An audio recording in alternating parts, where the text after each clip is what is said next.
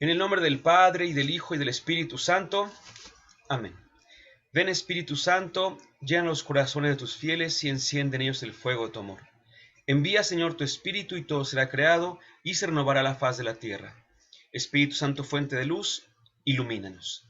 En el nombre del Padre, y del Hijo, y del Espíritu Santo. Amén. Muy buena noche a todos, bienvenidos. Me da mucho gusto que estemos compartiendo este último de los 4 temas en nuestro primer curso acerca de la ciencia y la fe. Sabemos, desde el principio habíamos comentado que muchos tienen así como que ese prejuicio de decir que ciencia y fe son contradictorios. Hemos tratado de comenzar diciendo desde el primer día, y a partir de allí fuimos como que reforzando la idea. Quisimos comenzar diciendo que no existe contradicción entre una y otra, sino por el contrario, que existe una suerte de complementariedad. Eso sí, se complementan, porque justamente con el tema del día de hoy, que es acerca del alma y la resurrección, vamos a darnos cuenta de la gran diferencia de decir que existe una contradicción a que existe una complementariedad. Voy a basarme para esta primera parte, son 3 o 4 partes. Para la primera parte voy a basarme en el padre Manuel Carreira, que ya desde el principio también lo hemos nombrado. Hemos dicho que tiene aproximadamente un año de haber fallecido, pero que él fue, además de sacerdote, es decir, de creyente, pues también fue un científico en toda la extensión de la palabra. Y él nos acerca a lo siguiente. Bien, nos habla en primer lugar de la física. ¿Qué es la física como ciencia? Dice que es que la física trata de describir y también de comprender todo lo que a la materia se refiere. La ciencia trata de describir y de comprender a la materia misma. Ahora bien, en física, para poder, estoy hablando desde la ciencia, por supuesto, en física, para poder hacer una descripción y una comprensión de la materia, es necesario hablar de acuerdo con las actividades de la materia. ¿Sí? Voy a decirlo de otra manera. En primer lugar, creo que todos podemos aceptar que, salvo que estuviésemos en una cuestión tipo la famosa película Matrix, como la conocemos nosotros, por supuesto, que vivimos en una supuesta realidad que no existe, en teoría, ¿verdad? Pero quitando eso, creo que todos podemos aceptar que la materia existe, que no hay ninguna duda de hablar al hablar con respecto a la materia. Insisto, la física como ciencia se encarga de comprender, se encarga de hablarnos, de describir la materia y lo hace a través de sus actividades. Pues bueno, las actividades de la materia las conoce la física gracias a 4 fuerzas. La fuerza gravitatoria, muy conocida por nosotros, ¿verdad? La fuerza electromagnética, la fuerza nuclear fuerte y la fuerza nuclear débil. Quisiera tomarme una licencia para no meterme en explicación de cada una, sino para remitir a ellas. Decir que cualquier científico desde la ciencia física intenta comprender la materia, después de aceptar su existencia, por supuesto, intenta comprenderla a través de estas 4 fuerzas. Así trabaja la ciencia. Y la ciencia entonces sabe de la materia a partir de estas 4 fuerzas. Ahora bien, esa es la primerita cuestión. Pero el mismo padre Carreiras dice que la ciencia, y eso también lo hemos comentado en otros momentos, la ciencia no puede explicar, por ejemplo, la intención de la materia. ¿Sí? No se puede. La ciencia explica el fenómeno que se está observando y las causas de este fenómeno, sobre todo las causas inmediatas. ¿Sí?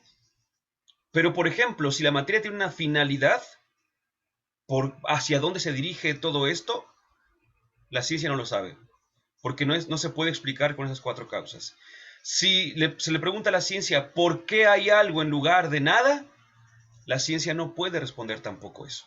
Entonces, aquí tenemos que hacer uso de otras ciencias que también lo son, pero que no son ciencias experimentales como la física y como algunas otras más, sino unas que incluso muchas personas no han querido darles el rango de ciencia, a pesar, la primera de las dos que voy a mencionar, a pesar de que en un primer momento fue llamada la madre de las ciencias, y me refiero a la filosofía. Una definición clásica de filosofía es ciencia de todas las cosas por sus últimas causas, a la sola luz de la razón natural. El conocimiento, la ciencia, el conocimiento de todas las cosas por sus causas. Eso le hace ciencia, por supuesto, conocer algo por sus causas. Y dice, a la sola luz de la razón natural. Fíjate qué diferente, porque mientras la ciencia experimental requiere justamente de mediciones, de medir esas fuerzas que acabamos de comentar, la filosofía trabaja a través de razonamientos puros, ¿sí? Ahora bien, dicho esto, tenemos que darnos cuenta de algo muy interesante. La ciencia sabe que nosotros, seres humanos, por ejemplo, tenemos una corporeidad, una materialidad. La ciencia lo sabe y no lo puede negar de ninguna forma. Y no hay problema con ello. La ciencia no tiene ningún problema con ello. Sin embargo, hay circunstancias que le dicen a la ciencia que existe algo que no se puede explicar por las cuatro fuerzas, y como no se puede explicar con las cuatro fuerzas, ese algo entonces no es material. ¿Sí?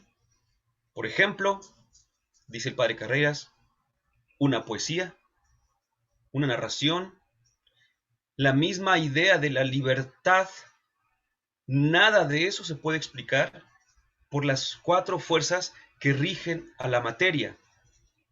Decía él, ¿cuál de estas cuatro fuerzas son o es la que hace un poema, una poesía? No. Entonces, hay algo que no es material. Hay algo en el ser humano que no es material. La filosofía, por su parte, dice, efectivamente, tenemos seres que son materiales, pero todos estos seres, todos y cada uno de ellos, a pesar de estar constituidos hasta por los mismos componentes materiales, son diferentes. Es decir, tienen una materia que en el lenguaje filosófico se le llama una ile, y tienen también una forma. Permítanme de momento decirlo así, no es la mejor manera de decirlo, pero creo que lo podemos comprender. Tienen una esencia que hace que esa materia se constituya de una forma y no de otra. Me explico. Hay que poner algún ejemplo porque a veces estas ideas son un poco no tan claras, ¿verdad? Pero pensemos que en una casa hay un perro y un gato. Y pensemos, olvidándonos de marcas, olvidándonos de situaciones varias, pensemos que a ambos, al perro y al gato, se les da de comer lo mismo. Pensemos incluso en que se les da una tortilla con agua, ¿sí? Poniendo un ejemplo muy vulgar, muy básico, muy burdo, pues creo que podemos entenderlo así. ¿Qué es lo que pasa cuando el gato come esa tortilla con agua? Asimila ese alimento y lo incorpora a su cuerpo y le sale, por ejemplo, más pelo de gato. Y le sale, por ejemplo, o le crecen las uñas de gato. y le crecen las orejas de gato. En cambio, comiendo exactamente lo mismo, es decir, tomando la misma fuente, un perro, a su vez, le salen más pelos de perro, le crecen más orejas de perro. ¿Qué es lo que pasa? Si la materialidad lo fuera todo, entonces o no habría distinción entre gatos y perros, o cuando el gato come lo mismo que el perro, uno de los dos se transformaría, o cosas así. Es que hay algo que configura la materia, A eso es a lo que, insisto, le hemos llamado forma. Le dije de momento esencia, ¿verdad? Pero es la forma. En el lenguaje filosófico, la morfé. Ahora, si unimos las dos palabras que acabo de decir, ile y morfé, resulta lo que en filosofía se llaman seres ilemórficos. ¿Qué son los seres ilemórficos? Todos los que vemos, todos los que vemos tienen materia y forma. Todos los seres que tú veas tienen materia y forma. Tienen un componente material y algo que los identifica. Bueno, pues la filosofía, seguimos con ella, dice que lo que le da forma al cuerpo, a la materialidad humana, es el alma. ¿Sí? El alma le da su forma humana al cuerpo humano. Entonces, vean cómo la ciencia nos puede hablar de la materialidad y nos puede explicar y hasta nos puede predecir cómo va a funcionar la materia en determinadas circunstancias. Yo no sé si ustedes se han puesto a pensar, cuando era yo un niño casi, 12 años yo creo, 13 años aproximadamente, desconozco realmente la edad, pero recuerdo que mi papá abrió delante de mí una plancha. Yo nunca me había preguntado cómo funcionaba la plancha, que la conectas y al llegar a cierta temperatura se apaga. Y cuando vuelve a bajar la temperatura se vuelve a prender. Es automática, decimos, ¿verdad? En automático. ¿Cómo funciona esto? Es una laminita. Esta laminita de un material, de un metal, al llegar a cierta temperatura, ese material se deforma y entonces, al deformarse, deja de hacer contacto con otra laminita. Por eso se apaga. Y cuando empieza a enfriarse, empieza a volver a tomar la forma de antes y vuelve a hacer contacto con el otro metalito con el que estaba y vuelve a prender. Es muy mecánico eso. Es muy mecánico, pero fíjense la ciencia que hay detrás de ello. Porque tuvieron que saber qué material y a qué temperatura exacta se deforma y cómo ese material puede regresar a su forma original. La ciencia puede por eso hasta predecir cómo se va a comportar la materia, pero la ciencia no puede decir qué es eso que anima la materialidad humana sobre todo. La filosofía nos dirá entonces que existe también un aspecto que no es material, que le voy a llamar de momento así, es inmaterial, y al cual se le da el nombre de alma, en latín, ánima. Bien, hasta aquí entonces podemos aceptar, tanto por el dato científico como por el dato filosófico, que el ser humano está constituido de cuerpo y alma. Y es que es del alma de la que queremos hablar. La ciencia entonces está en contradicción con que se hable de un alma humana. No puede estar en contradicción. Más bien es una respuesta bastante aceptable para la ciencia el hecho de afirmar que existe un alma. Simplemente que la ciencia no puede hablar de eso porque la ciencia solamente habla de la materia. Dijimos, la física, ¿de qué trata? De la materia. Trata de describirla y de comprenderla. Si hay algo inmaterial, entonces no se puede hablar. En la filosofía se cuenta lo siguiente. En la filosofía se dice que Aristóteles, ya hasta dudé, pero bueno, que Aristóteles tenía varios tratados y que había un tratado que era sobre la física, sobre la naturaleza, por así decirlo. todo lo que se puede ver, todo lo que se puede tocar, todo lo que se puede percibir. Le llamó la física. Y cuentan, aunque no deja de ser también una parte legendaria incluso, cuentan que tenía también un tratado al cual no le había puesto un título. Y entonces, los que vinieron después de él, bibliotecarios casi, estudiosos de su obra, dijeron, vamos a acomodar sus libros, sus obras, por supuesto. Cuentan que empezaron a ubicar sus textos y que encontraron ese tratado con el cual Aristóteles, pues, hablaba de cosas muy raras y que no tenían cabida en lo anterior. Y entonces, ¿qué es lo que hicieron? Lo pusieron, fíjate nada más, después de los libros de la física. Después de los libros de la física. ¿Sabes cómo se dice después en griego? Se dice metá. Y ahí es como surge entonces la metafísica. Este estudio de las realidades que están más allá de lo físico. La metafísica, hoy se escucha demasiado este nombrecito, pero no significa que todos la traten de la misma manera, ¿verdad?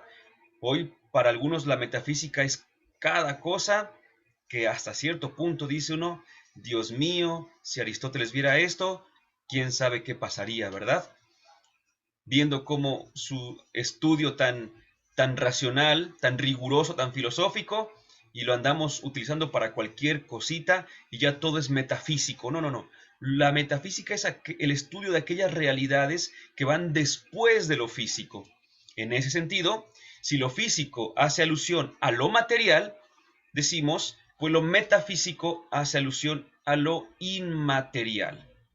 Ahora, fíjate qué interesante, porque en este estudio entonces la filosofía nos ayuda a comprender también la existencia de un alma. Ya dijimos, un alma que informa, es la manera de decir que le da forma, un alma que informa a la materia y entonces el hombre resulta un ser ilemórfico, bueno, pero también corporal y a la vez, lo digo de momento todavía así, anímico. Anímico que viene de la palabra alma, ánima, como habíamos dicho antes, por supuesto. Pues bien, hasta aquí entonces tenemos como que una aceptación desde la ciencia, una aceptación, podríamos decirlo, claro, podríamos atrevernos, también desde la filosofía, pero es justamente la teología la que nos aclara todo este panorama. La teología, que también es una ciencia, pero que evidentemente también tenemos que decir una pequeña cuestión, por honestidad intelectual, por supuesto. La primera situación es que la ciencia, hablamos ahorita de la ciencia experimental, la física, aunque hay otros tipos de ciencias.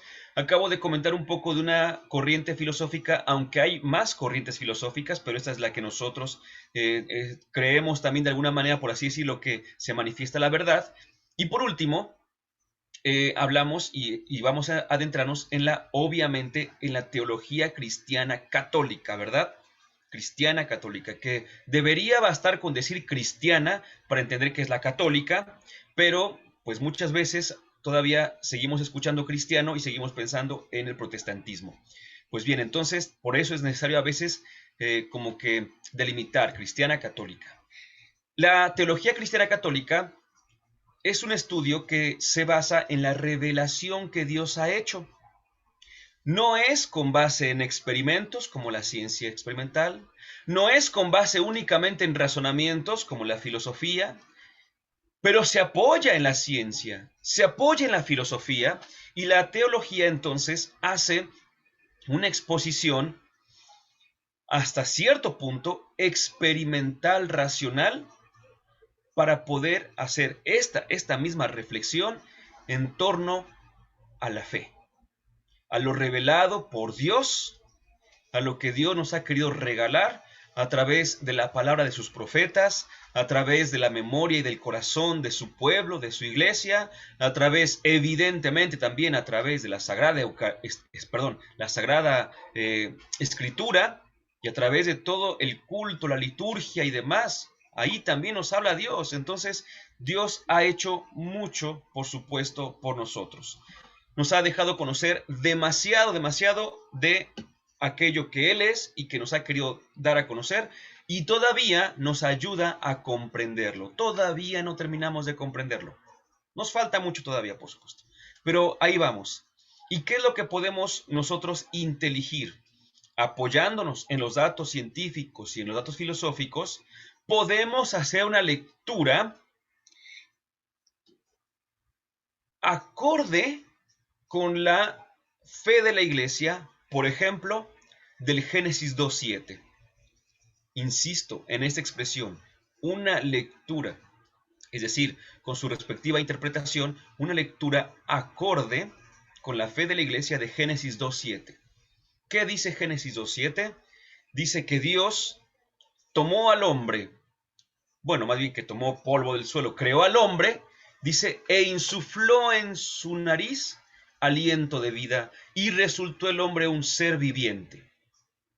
Muy bien, ahí está para nuestra fe, en primer lugar, muy claro la concepción de decir el hombre es corporal, pues tiene un origen material, en este caso el polvo de la tierra, por así decirlo, es una expresión para hablar de la materialidad, pero también tiene el hombre una cuestión que le viene de Dios, y esa es el alma. Fíjense qué interesante, porque si ustedes, si ustedes recuerdan un poquito todo esto, al hombre es al único al que Dios le insufla este aliento. Es al único. Ni a los árboles, ni a los animales. Oye, pero resulta que los árboles y los animales también son seres vivientes. Así es.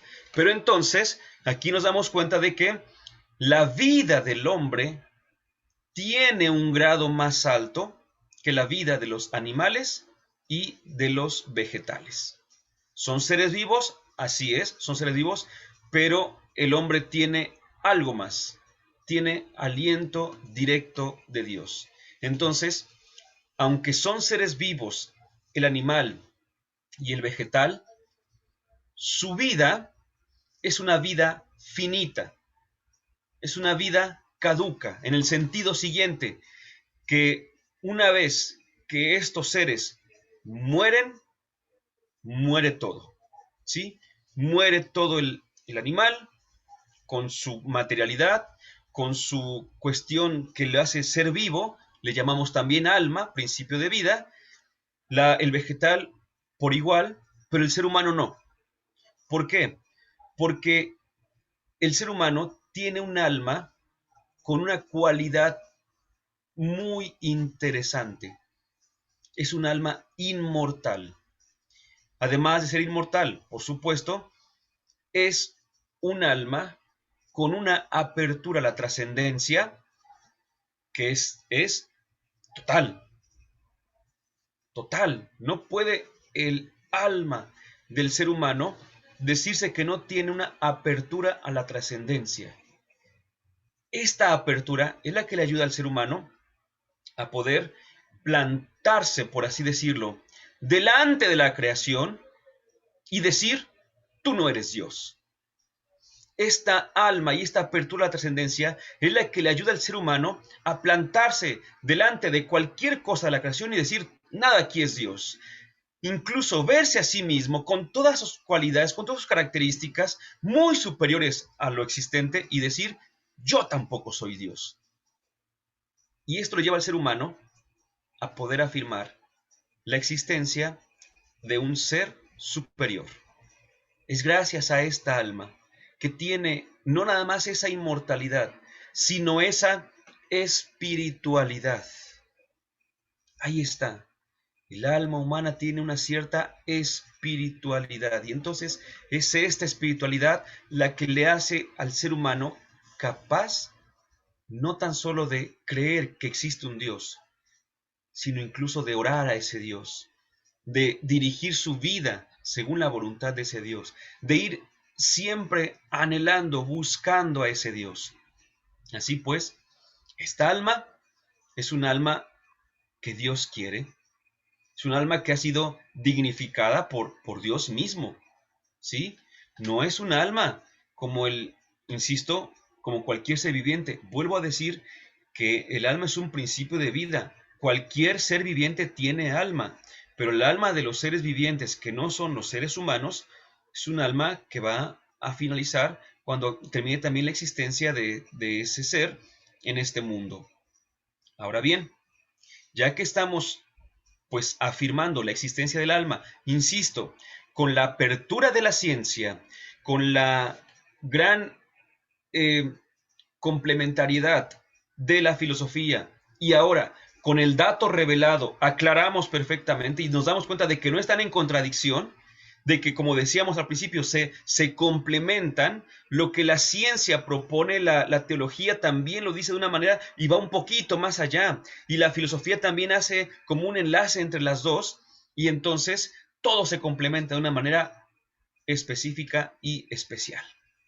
Así que no hay contradicción entre una y otra.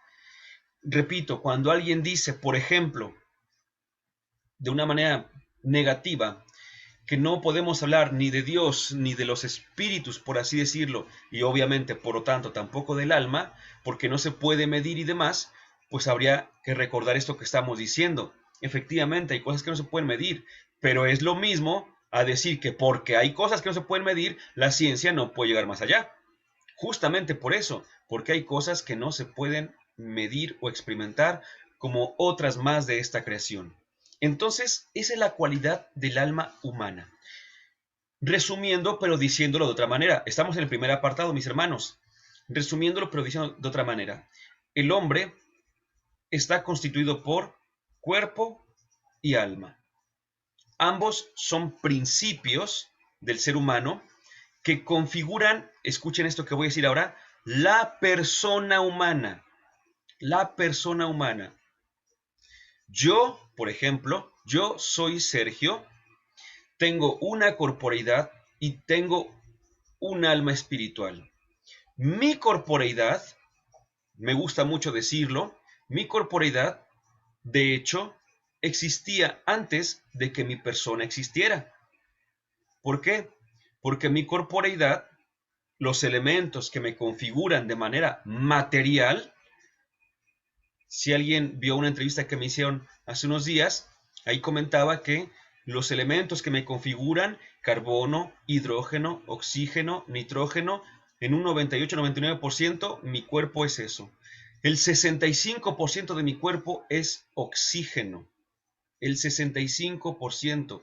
Es decir, imagínate, te lo voy a poner de esta manera. Si tú pesas, para que nos hagan las cuentas rápido, por eso lo digo, si tú pesas 100 kilos,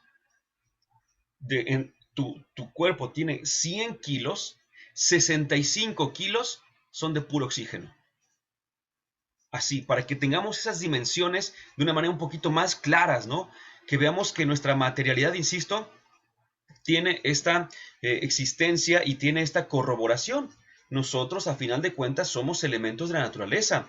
Si vamos más allá, tenemos otros cuantos elementos más, por supuesto, pero todos ellos en menor medida. No significa que sean despreciables, sino que son en menor medida. Tenemos calcio, por ejemplo, por supuesto, tenemos hidrógeno, ya dijimos hidrógeno, por cierto, perdón.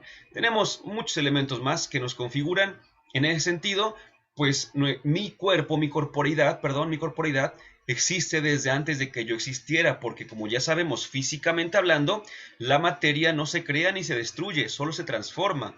Entonces, cuando, por así decirlo, cuando papá y mamá asistieron ambos para que yo existiera, me dieron una carga material. Ahorita estoy con esa parte nada más, una carga material.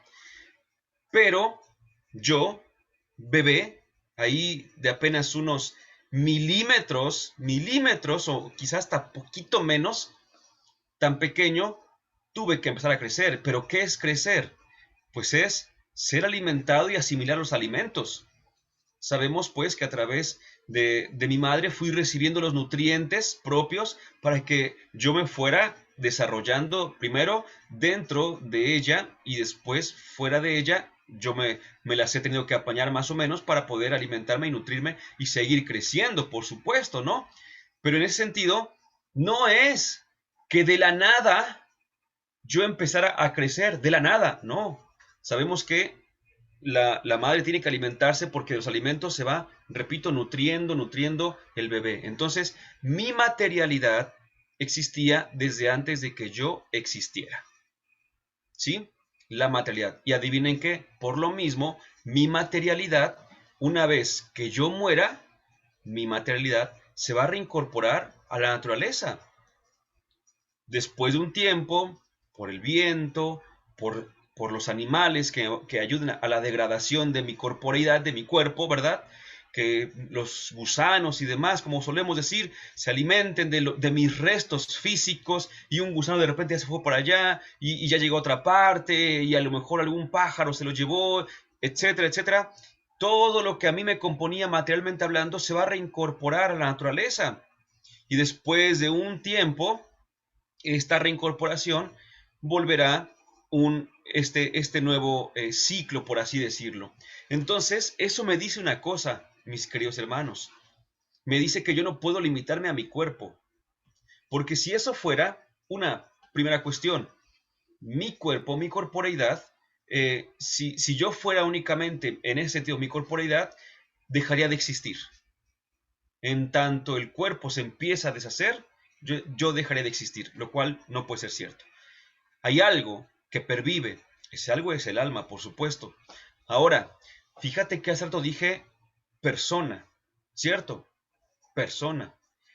¿Por qué? Porque mi materialidad me individualiza.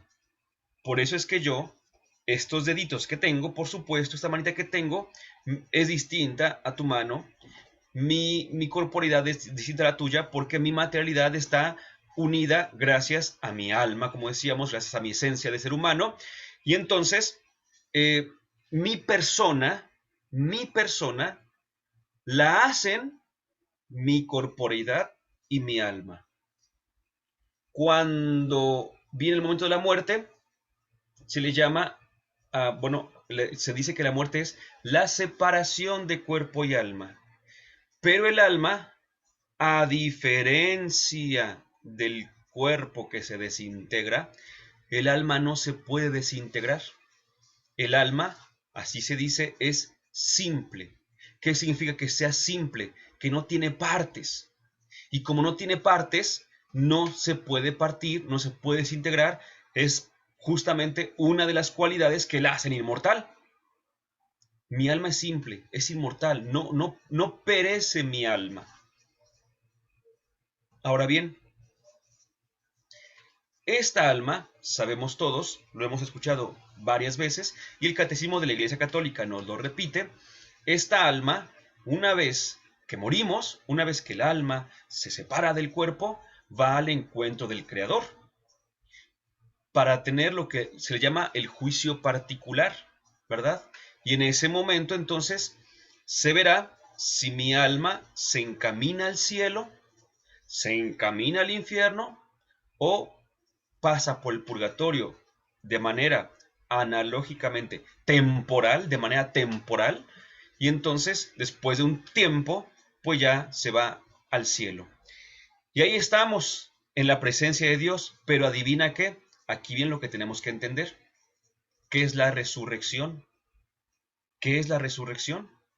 Bueno, pues resulta que si mi alma está en presencia de Dios, ya por así decirlo, ya estamos hablando de salvación, pero mi alma no soy yo, porque mi alma necesita, para que sea mi persona, ¿de qué necesita? De una corporeidad.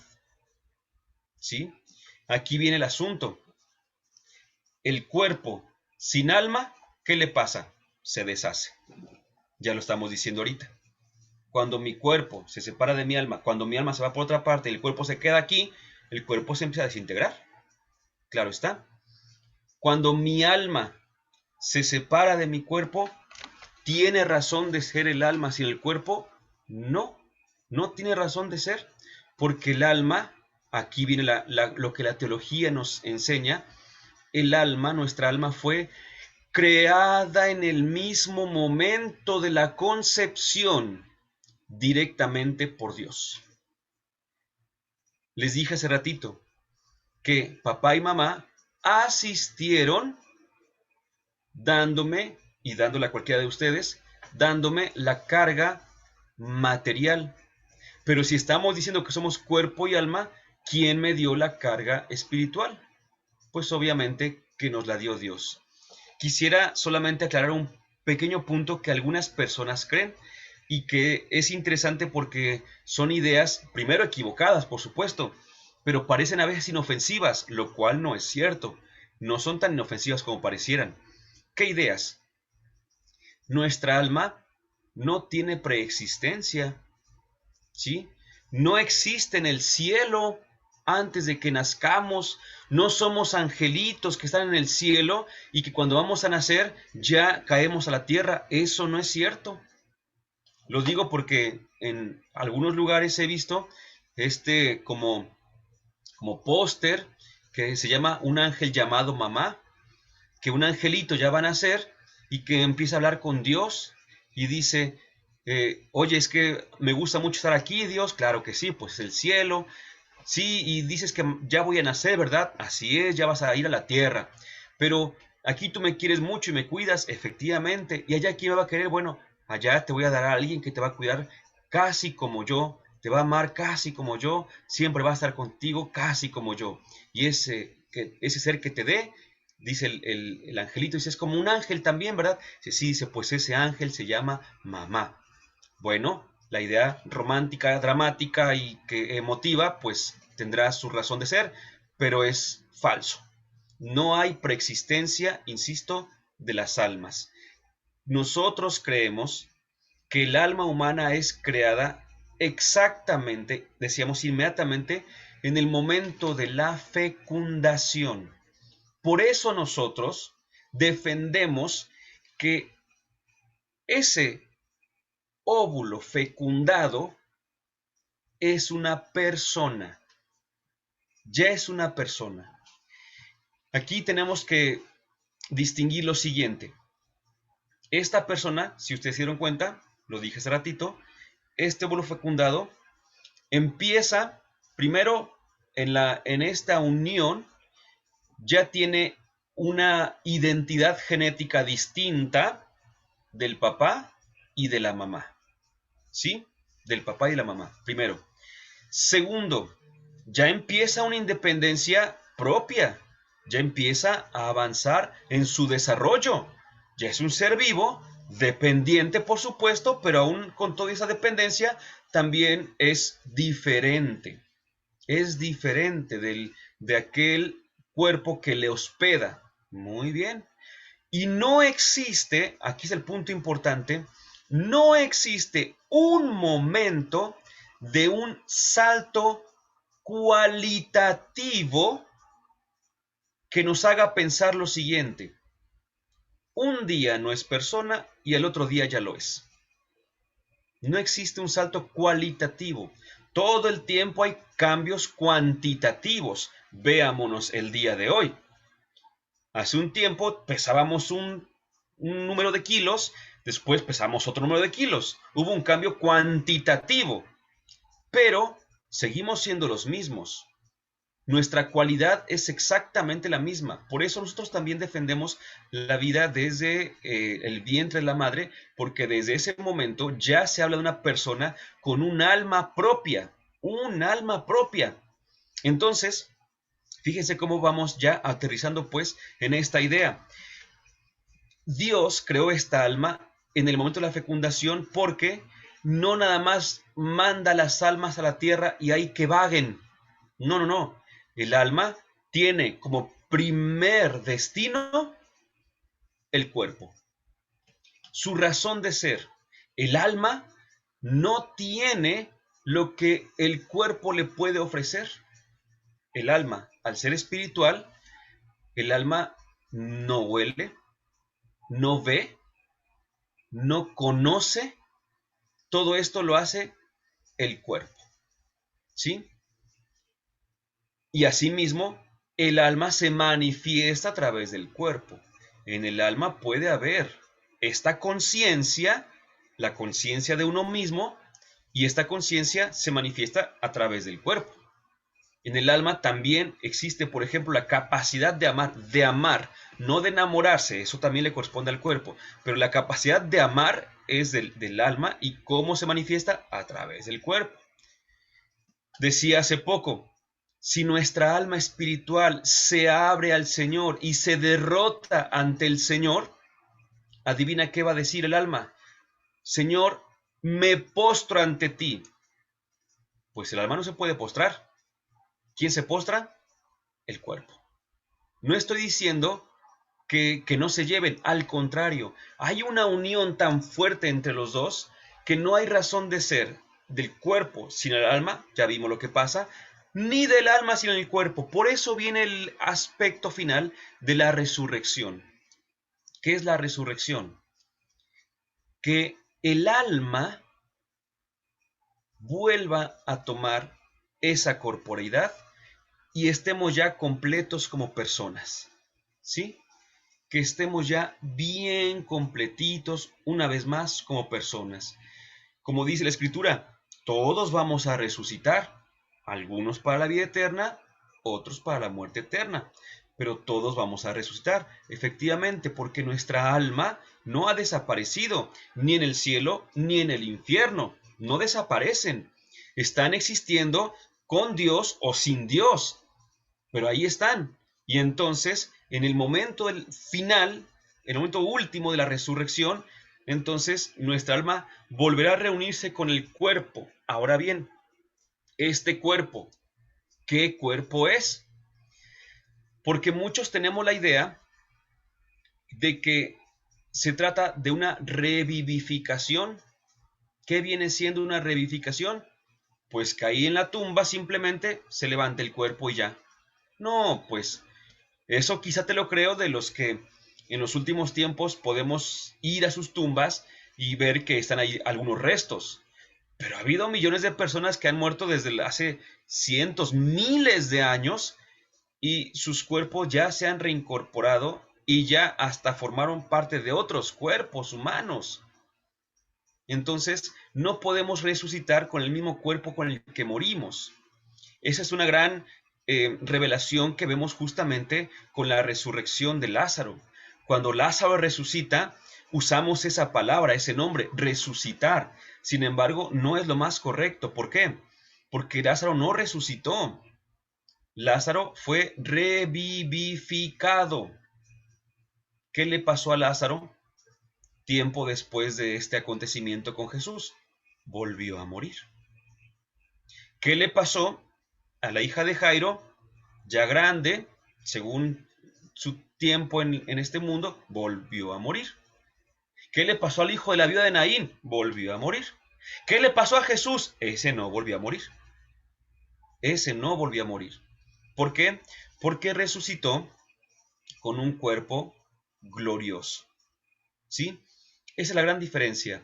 La resurrección sí requiere de un cuerpo, pero al mismo tiempo nos dice que el cuerpo es uno glorioso, que ya no tiene ni las limitantes ni las necesidades de esta corporeidad.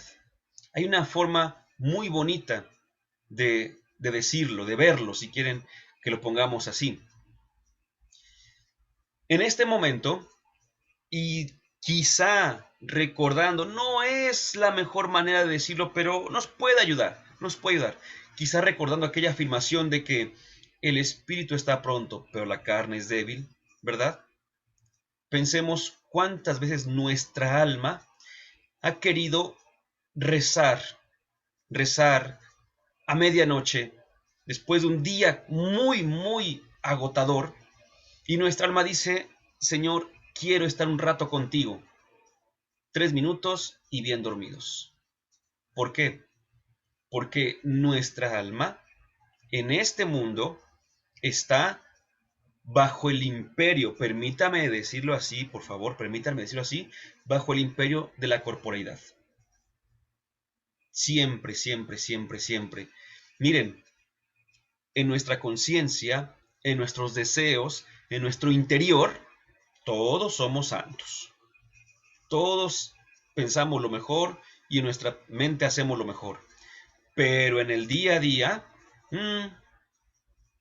gana nuestra corporeidad y entonces por eso es que caemos, fallamos en cosas incluso que ya hasta habíamos dicho, ya no voy a volver a caer aquí y volvimos a caer. Porque nuestra alma no tiene el dominio de la corporeidad, ¿sí? No estamos diciendo de ninguna manera que el cuerpo sea malo. No estamos diciendo eso, que no se malinterprete. Estamos diciendo que nuestra corporeidad pues está sujeta a demasiadas cosas y sin una madurez afectiva que también le compete a nuestra persona, sin una madurez física, sin una madurez intelectiva, pues obviamente que vamos a caer siempre. ¿Qué pasa en la resurrección? En la resurrección será lo contrario. En la resurrección tendremos una corporeidad, pero esta corporeidad estará bajo el gobierno de nuestra alma.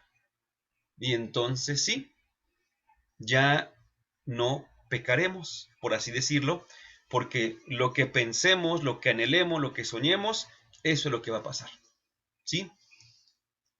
Aquí una última cuestión, y por eso también hicimos bastante énfasis. Este cuerpo glorioso, ¿cómo va a ser?